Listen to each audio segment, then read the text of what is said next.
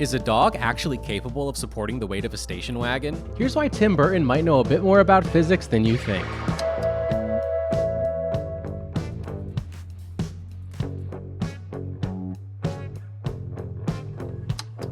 Beetlejuice is a fantastical film full of Tim Burton's wildest ideas. It's known for its unique take on the supernatural and the journey of life after death. But did its director actually do his research? Let me set the scene. The car used in the film was a 1977 Volvo 245. After a little bit of research, I was able to find the permissible weights allowed on each axle to be about 1,800 and 2,600 pounds respectively, and the maximum capacity of the car sits at about 1,100 pounds.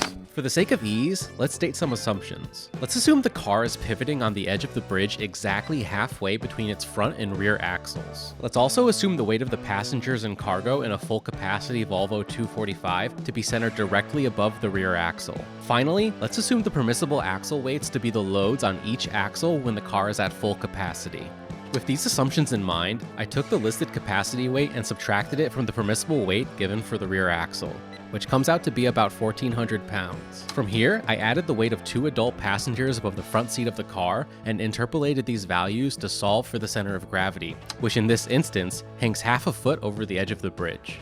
Now let's assume the length of a wooden beam is about 8.5 feet, with one end sitting directly below the car's center of gravity, and the other end carries the weight of the dog. The dog in the film is a Billy breed, which could weigh as much as 70 pounds. Well, working out the math, in order to support the weight of the station wagon, the dog would need to weigh about 236 pounds. Which is not that far off. I mean, we're working with theoretical numbers here, but if this were an episode of Mythbusters, I'd be inclined to call this one plausible. And I know this is an extreme set of circumstances, but it's just too close to ignore. The type of car, the placement of the crash, the length of the beam, whoever staged this scene had to know exactly what they were doing. But there is one problem. The tensile stress on the beam is upwards of 21,000 psi. Now the wood on the bridge is most likely some type of pine, which only carries a tensile strength with it of about 300 psi. The beam would snap like a twig. But that's not even the craziest part. Let's rewind back a bit. We can use the same interpolation method from before to find the center of gravity of the car at full capacity. And in this case, a fully loaded station wagon full of something like moving boxes would have a center of gravity much closer to the rear axle, which in this scene is right above the bridge. This shift in location would prevent the car from flipping over the edge, which means Jane Butterfield, the overbearing realtor who begged the Maitlands to sell their home, is actually the unsung hero of the story. If they had only listened to her, they may just be alive today. And there you have it. This sequence is not that far-fetched.